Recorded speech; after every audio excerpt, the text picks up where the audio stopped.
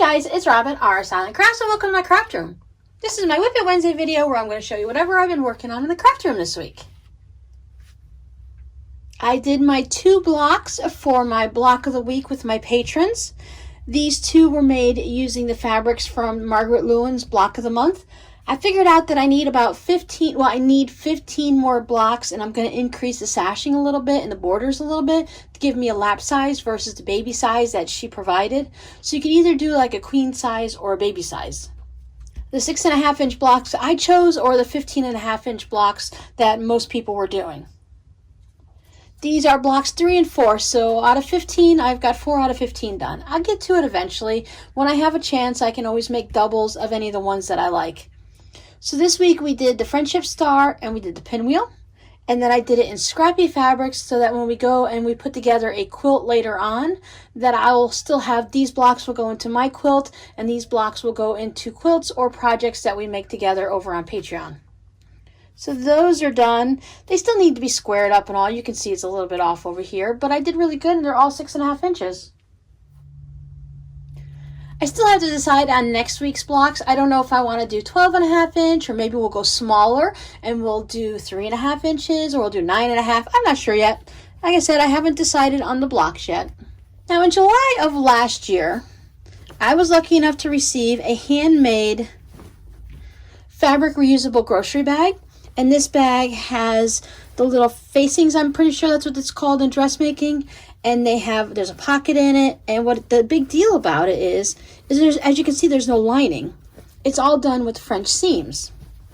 Now, along with this bag, I also received the fabric cut out already to make a second bag for myself, so that I can go ahead and, because she knew I would have fun sewing a bag also. Now, this bag is from Shabby Fabrics. So she has a shopping bag, one fabric. I'll see if I can find it again and link it down below. But it's a really quick and easy bag. And I did it with my patrons this past week. This was last week's Sunday's video. And these are, these, because there's 2. So here's the bag. We've been having a lot of rain for the last couple days. And the sky's kind of gray and hazy. And it's kind of making my brain all gray and hazy. But I have a different fabric for my little facings. It's just called the handle lining, but I'm pretty sure it's called the facing. Because a lining in a dress would do the whole thing, and then just the facing is up top. And then I have the little elastic. So that came out really nice. I had fun with that. Now I can have 2 of them. I keep the other one in my purse all the time. I will go ahead and put this one, probably just keep it in my car so that if I'm somewhere I know I'm going to need 2 bags, I'll have it. Because otherwise when I go grocery shopping, I use my big grocery bags because I usually grocery shop for the month anyway. I quilted the 2 baby quilts with you guys last Friday, and the next step up is we're going to be this Friday. I'm going to show you how I trim up mine and square mine up. This one's a little bit different because I'll talk to you about it on Friday and all, but I have a couple different techniques that I use for squaring them up. This one's going to be just a little bit different than I usually do because I don't have certain blocks the way I did it. It's all really scrappy and everything's different sizes, all kinds of threads to trim. But these are done and quilted, so on to the next step. It's like I just hopped from project to project, a whole bunch of little ones, some bigger ones. I have some that I consider exciting, but nothing that's really overly exciting. So this is Miranda's Wendy's hoodie. I told you guys I needed to go ahead and just narrow it down just a little bit. She hasn't come by to try it on, so I don't know how well I did. But all I did is I went on the inside. So here's where they had serged it, and then I just went ahead and I think it's about 1/4 inch or no, I did a 1/2 inch on each side. So it's about a 1/2 inch, 3/8 inch to a 1/2 inch. And I just went ahead and I did another seam right along here. I don't want to trim this down because if it's not going to bother her and she doesn't feel it, I'm just going to leave it there. And I followed that all the way up.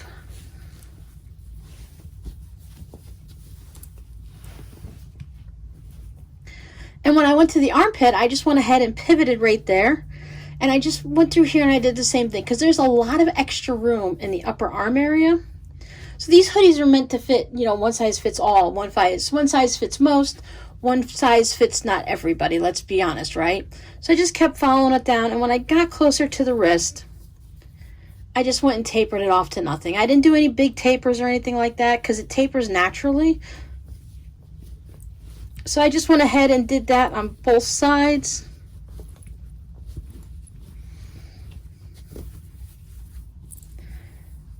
As I said, she hasn't tried it on yet, so I'm not sure how it fits her, but I didn't have to take anything apart or anything like that. It was really easy just to go ahead and make a deeper bit of a seam there. You know, it's different if you want to let a seam out and then you have to change it up a little bit, but I didn't have to add any fabric, because if you want to make a sweatshirt or a t-shirt wider, you can always add an extra panel in here. You know, pop your seam, sew in a new panel, and that'll give you the extra width, or add something to the bottom of it. Justin has a long upper body, and many of the t-shirts he buys aren't long enough, so I have to add extra length to his. So there's the Wendy's hoodie all set and ready to go. Now, something else for Miranda, she's decided that she's going to try to read 2 books at the same time. She normally just reads the one and gets really into it and enjoys it, but this time she wanted to go ahead and try to read 2 books at the same time. So she asked for another bookmark. I had made her a fabric bookmark with some scraps of Harry Potter fabric that I had. And you know, the strangest thing is I don't remember how I made it. I know we made bookmarks together on a video, but she's like, I said, does it feel like there's quilt batting in it? She's like, no, it just feels like you have 2 pieces of fabric. She likes to take them apart and fiddle with it and, you know, go like this, rub it with her fingers and stuff while she's reading and stuff, because she has to have something. She's a fidgeter. She has to have something in her hands, and while her mind is reading, her hands still have to be doing something. So I made her, this is the fabric from the mask, some pirates, so, you know, it didn't line up or anything, but she knows what it is. And she used to work at Tijuana Flats, so I put some hot chili peppers on it. She actually picked out this fabric one day many years ago when we were at Joann's Fabrics. So I don't know if, I'm going to wait and see if she remembers that. And then just a little black and white on the back. Now this, when I was going through a scrap bin, and I'll show you in a second, I found these are the leftovers from her quilt that I made in 2009 for her. See, we had to keep going back and buying more fabrics, so this is not very much left over at all. So I pulled out some of those fabrics and I made her one of these bookmarks. So this one is just the 2 fabrics. This one has a fusible fleece, and I kind of feel like this is the one she has. And then I just did a quilted one. Now this one might be a little bit too thick for her, but I'm going to show her all 3 of them and let her decide which one she wants. And then I'm going to try to figure out something to do with all this leftover fabric. Yes, I reused the bag. This says the Year of Enchantment Swap, September. I was doing that as a swap over on a blog. It wasn't too long ago, but it was still probably at least 5 years. So I believe, yes, there's the block that I was using to make some of the things for her. So there's 1 piece of a block left in there. And the rest of it looks like it's just little bits and bobs. This was something that I probably used just as an emergency. I don't think I used very much of it, if I used it at all. I think I might have pulled that out and not used it. So her color scheme was a bunch. See, now this isn't exactly the same fabric, but I figure it kind of gives a nod to it still, right? That little zebra type print. So she was all definitely into the blacks and reds and the whites. We're going to use the same color scheme for her new quilt once we get a chance to get to the store to purchase the fabric. Now that we're able to get out, we just have to find time to do it together. And these are the little bits that I cut left over from, you know, her bookmark. But I saved everything, so maybe I could be able to get a little pillow cover out of it for her so she can have another pillow on her bed. And this is the bin where I found the fabric. This is just one of those cheap little drawers you can get on wheels that has like 3 drawers on it, those carts. So I just happen to have one. This is from like my early days of quilting with some other things mixed in here and there. So it's just, there's some things that are stitched together. I think, this is when we were doing, when you sew together like 6 2.5-inch strips, and then you like with the fabric, and then you cut it into 12.5-inch blocks and stuff like that. I was doing a quilt along with a group over on Flickr with that. I have a bundle of, this is when I was doing eBay, and this is where I mostly bought a lot of my different things, my pattern books and stuff. I found these Hope and Love and Faith.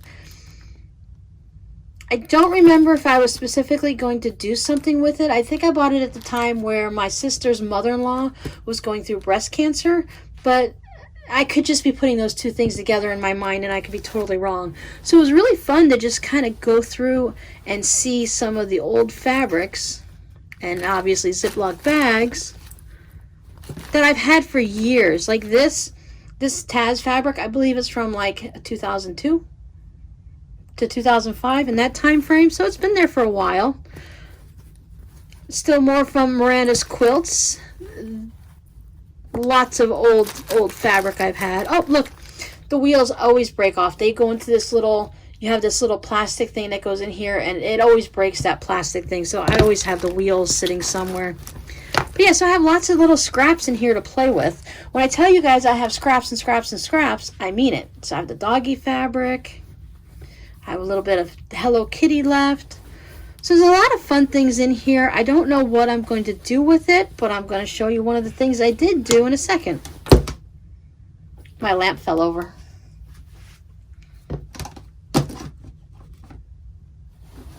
See what happens when you shake the table too much? All the lights fall over. As I said, it's quite gloomy out there. I bought a scrap. I kept buying these things from different quilting boards and stuff where it was, this is a flat rate box, a medium or large flat rate box. It is packed full of fabric, quilt blocks, scraps, whatever. You get what you get. And it had, I think this is thimbleberry, so it had this in there. And this is not something that I use, but it was in there. And then I get all these little fun things like this too. So lots of fun fabric to still play with. And look, there's still plenty of salvages on it too. This is ribbit, so it had something to do with frogs. Clothworks textiles. I don't even know if they still make fabric. I'm really terrible at following fabric lines and who makes what.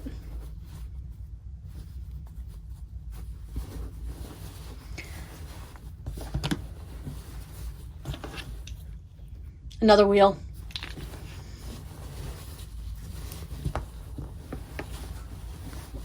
So while it's fun when you guys send me fabric or I pick up some fabric online as a surprise and you never know what you really get and you're getting like a blind box of it, I also love just going through my old fabric because look, you just never know what you're going to find. Now this, I believe, is from Connecting Threads, where you could buy, yes, this is definitely from Connecting Threads. You could buy different charm packs. Their charm packs were smaller. You didn't get as many pieces. They weren't like 42 pieces or something like that. I think you got like 20 or 15. You could buy like a small mini one, which is like 10 fabrics, and a regular one, which was 20. So I would just go ahead and pick up a little bit of bundles here and there so that I can add to my stash, because that was before I had a stash. And it's just so much fun to find these things. I'm going to pull these out. This is like one of my favorite fabrics, and I'm almost out of it. I like only have little bits and pieces like that. So I'm going to pull all of these out and put them with my other Connecting Threads fabrics. And now that you're tired of seeing my scraps, let me show you what I did with them. I probably should mention that that is only one drawer of one cart, and that I still have several other places that I need to go through and get these fabrics all organized. You know, maybe cut into sizes and put them into charm squares or something or another. But anyhow, this is what I made with it. I was thinking about making something. Let me show you. So what I was thinking of is I was thinking for those people that have like, they do the journals and the scrapbooking and they always have like a variety of pens. I thought it'd be great to put the pens in, but I have my numbers a little bit off. I made it a little bit too long. I was trying to work backwards from it. I could have very easily, when I got to a certain point, just cut off the bottom and made it a little bit shorter, but I really liked the black and white stripes on the bottom, and I liked that they weren't even. Like the fabrics, nothing really matches up, yet there's certain fabrics that touch that are the same. So I thought that was really kind of fun, and I didn't want to chop that off because I thought that was just the kind of cool thing.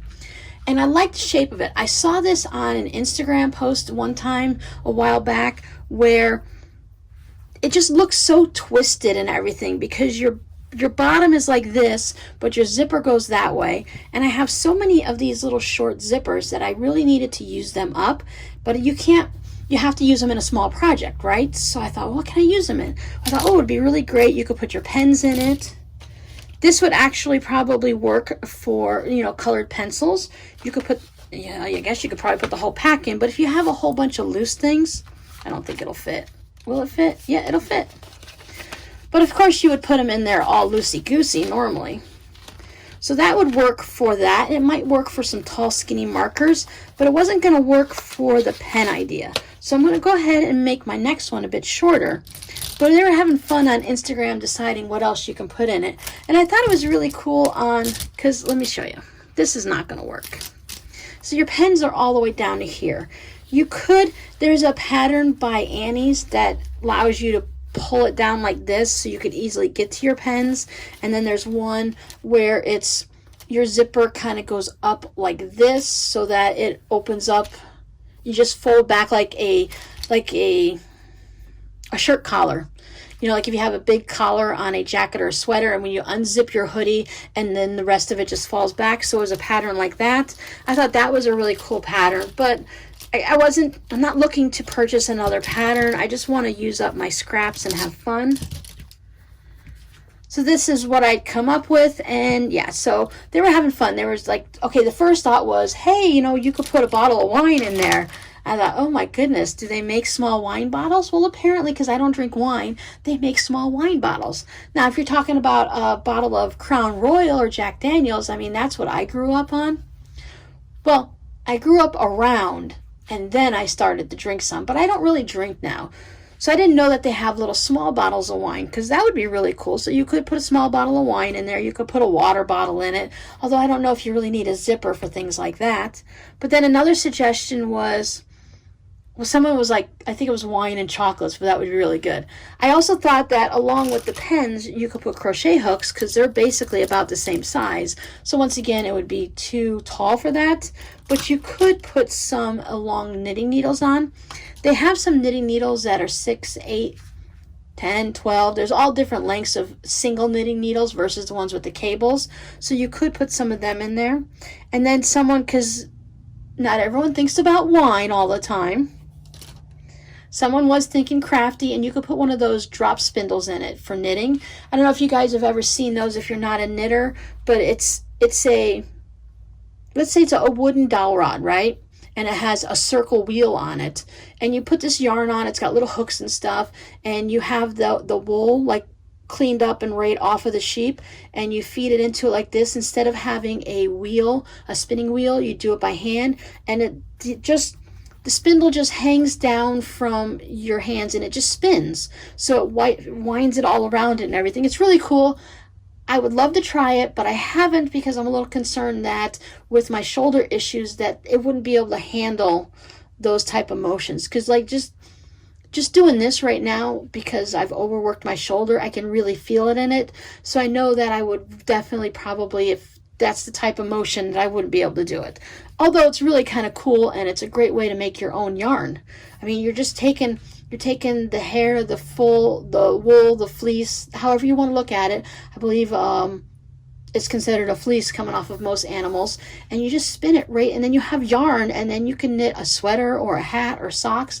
Some people use the hand spindles, and they make enough yarn to make an entire sweater, an adult size sweater, and not in a small size. You know, they do larges and extra larges, and I've seen people do, you know, 3X's and stuff where they just spun their own yarn. And now how cool is that?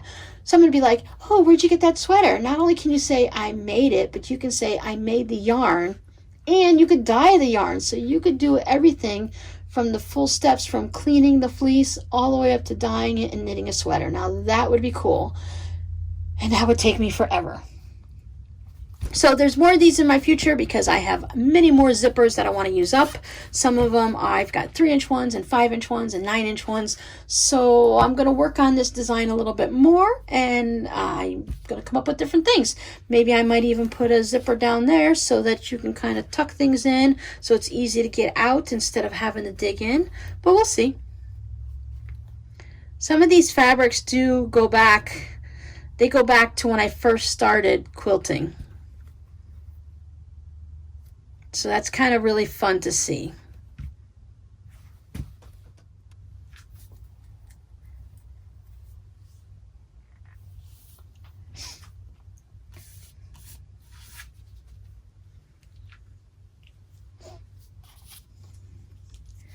I did get into a little bit more card making.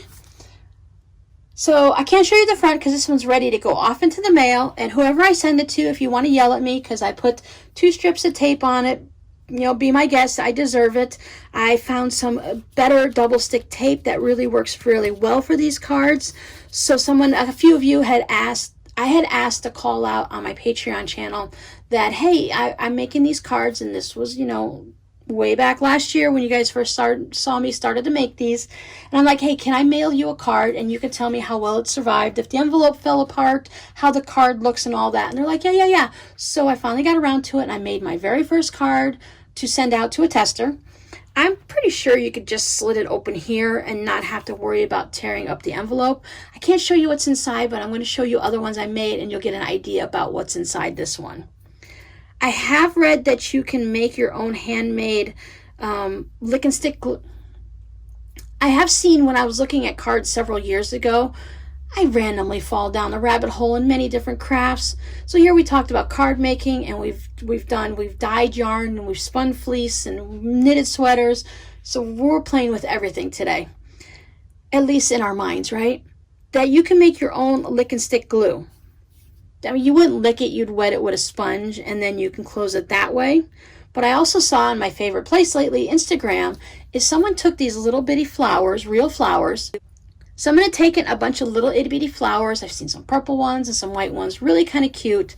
And I don't know if it's like wax from a candle that's clear. I'm thinking it's going to be something special that they'd melt, and then they'd use one of those little stamps that they could put on there. Way back in the Middle Ages and all, how they used to heat stamp and wax seals and stuff like that. I thought that was really cute. So they had these little small flowers, and they put this clear stuff down. For all I know, it could just be hot glue, right? I just saw a video. There wasn't a tutorial. It was just, look at what I'm making. And they put their little wooden handle with the metal little stamp on it, and then it was just clear, and it was stamped down in a circle. So it was just a plain circle thing. It didn't have anything. Like when I got the postcard, the fabric postcard last week, and it said good luck on it. So this is just a plain, like those browns, round circles that they can stamp on there, the wax seals, and the flowers there. Now I figured that's got to be to hand deliver, because that's not going to survive in the mail. But I thought it would be really fun to find a nice little wax seal thing so that I can go ahead and seal the envelopes that way. Of course, it would make me a little bit nervous because these parts would still be open. But what are you going to do? I always worry not so much that someone's going to open the letter, that if it's going through a machine or something, that it can get hooked on this flap and just rip it. And then it could possibly rip off any of the addresses on the front, and it would never make it to the person.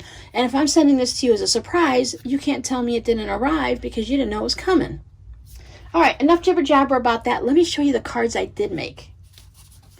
Now, I do plan on putting more of these in the shop. Not only did I make these cards, I made about a dozen of them so I can send some out. Someone had asked, I made some of these for a customer, well, from one of you guys, not a customer, for a friend. And then she'd enjoyed them so much that she'd asked for another order. So I'm like, yeah, I love to make these. So these are the envelopes I made with the little liners. I thought they were really cool. I've gotten much better. My liners don't have any type of wrinkles or creases. Everything closes up nicely. This is all stuck really well. I didn't you have to leave a certain area open here because you don't want to have any double stick tape anywhere. So I only double stick taped down here. Ooh, that's a mouthful. But I love it. This is those new little small package the little scrapbooking paper that I purchased recently. I'd show it to you. Yep, I can show it to you. So I just wanted these things that I picked up at Michael's, and I used my little 20% off. So I used these, and it's really kind of cool because these are 6" by 6". So that takes for me, I had to use a 4 1/4 inch square. So that left me a bunch of little strips that I get to play with and have some type of fun with. I cut out all the envelopes. I'd made all the envelopes myself. They're just plain ones, so you can use them in the mail. You can just write little notes and give them to people by hand. But the best part is these are just envelopes, right? Well, we need to put something in them. I've been making these scrap cards. Now they're perfectly blank. It's a blank note card, and see there's no stitching at all there. There's nothing that interferes. You can use the whole card. If you're a rubber stamper, you can stamp your own things, or you can just put your own little notes in. I did one with salvages, and then I just did a whole bunch of scrappy ones. These are so much fun.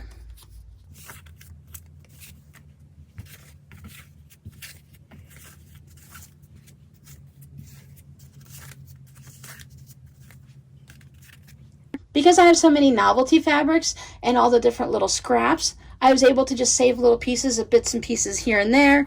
I love the striped one with the dots. I'm going to be a little disappointed when that one's gone. And that's part of why I have these little buckets here as I'm cutting things. So here is some from the little pouch that I made. So I thought that's going to look cute on there.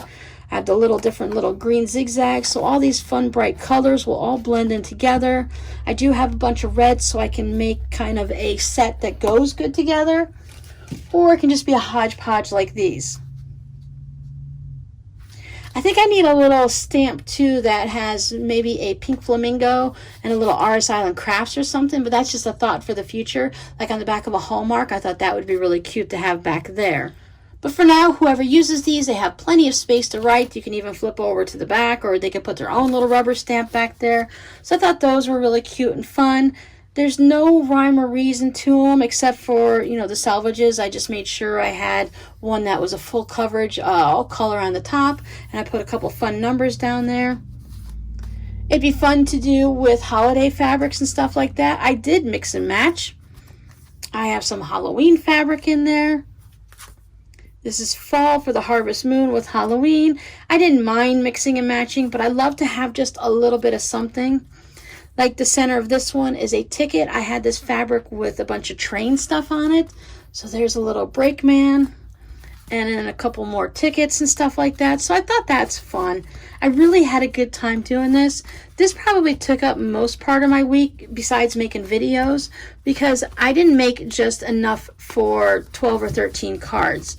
I made enough so that when I have time to sit down and make more of these, I have all the note cards cut out. I have all the envelopes cut out. I didn't make the envelopes because I wanted to make sure that I could change them up any way I wanted, but I have all of the liners cut out and everything like that. I like to go ahead and put it in backwards, just because sometimes if you put it, I mean, it's nice to pull it out and see the fabric. So with the salvages, it's not too bad. You can slide it in this way. You just have to be careful because it is a little bit loose on here and you don't want it to catch. See how it's like that? So you just got to be careful, but it can go in either way. So I'm going to go ahead and get these all put together so they can go out in the mail tomorrow, because today is Memorial Day and there's no mail, of course.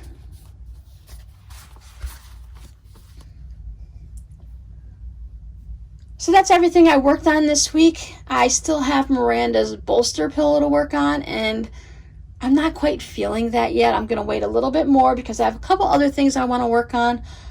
I have lots of scraps to go through. I want to make more cards so I can put these in the shop. I want to work on another one of these bags, or 2 or 3 or 6 or 9, just to get the dimensions at a size that I like, so that I've written these ones down. I try to keep everything in one notebook so I can refer back to it and make it again in like 6 months or a year. But I just have to flip through all the pages to get to it. I probably should get a little bit more organized, but for now it works for me. So I want to make a couple more of these. I, of course, have those quilts to get taken care of. Those will definitely get done because that's going to be Friday's video. So if you're interested in seeing how... Now, I just have my little table here, so I'm going to show you how I can trim up a baby quilt on just my small little table with my little rulers and stuff, and how I do it. And, of course, we all do it similarly yet different. And, you know, maybe you can get a couple ideas from it, or you can give tips and tricks to any of us that if you do it a little bit differently. I actually have a list. I have a list. I've been getting much better at keeping things on a list and crossing them off. So I have a long list of things that I want to work on each week. And whenever I get a chance to work on them, I go ahead and tick them off. I do want to make some more fabric postcards. I want to get out the batiks and do the Quilt As You Go scrappy log cabin version that I like to do. I want to get some of those in the shop before I start working on some specialty little art versions of them, like little mini art quilts. I have a whole bunch of little snippets of videos. So from when I've been working in the yard, I'm still working in the yard, but now that we've had 4 days of rain, I've gotten most of the dead weeds out, but now some of the ones that were half dead are nice and bright green and growing beautifully in my muddy backyard. We've had enough rain that I have actually been, you got to say it's flooded because there's like 3 or 4 inches of water, but because it's been so dry lately, it gets sucked right back down and it's not an issue. So while my yard itself gets giant puddles, and we've always called it Lake Lalone. So while Lake Lalone has been floating in the backyard and you can't walk out there without getting your feet wet, by the next morning or a couple hours after it's done raining, it's all been sucked into the ground and it's just kind of, because there's no grass, it's just mud. So I have been cleaning out some back there, so I want to get that video put together for you guys. So I don't think that's going to happen this week.